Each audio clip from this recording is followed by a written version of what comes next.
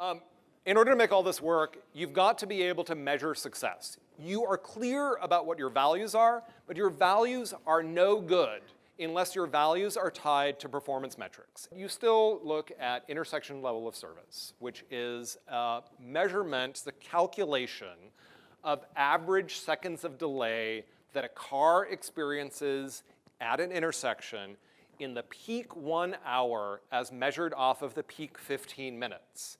And it's done in this very sort of friendly A through F letter grade system, with the implication being, of course, that level service F is failure.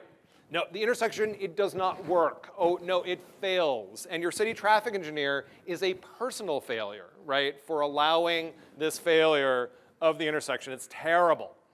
But let's keep in mind what level service is measuring. So if this is the sort of traffic volume on one of your key corridors, and that's the capacity of the roadway, level service is focusing on that peak 15 minutes to the peak 1 hour.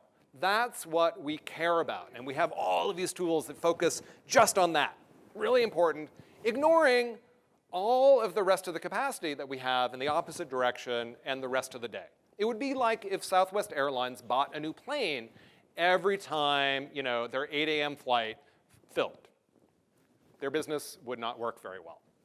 And of course, the result is we build streets like this. This is the best my profession can do.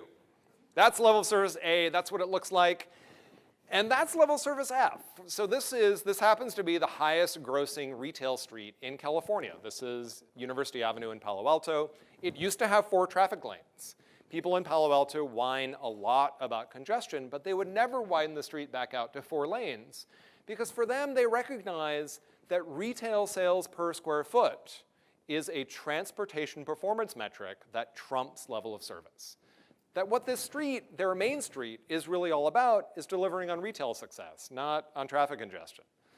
So how you look at level of service really depends upon your perspective, with a traffic engineer having a very different perspective than an economist. The economist would say getting to level of service F at the peak 1 hour is optimal. You have correctly sized the infrastructure. If supply and demand come into balance at the peak of the peak, that is exactly the right sized facility. If you had built it any wider, you would be grossly wasting public dollars. Why would you do that? That would be dumb.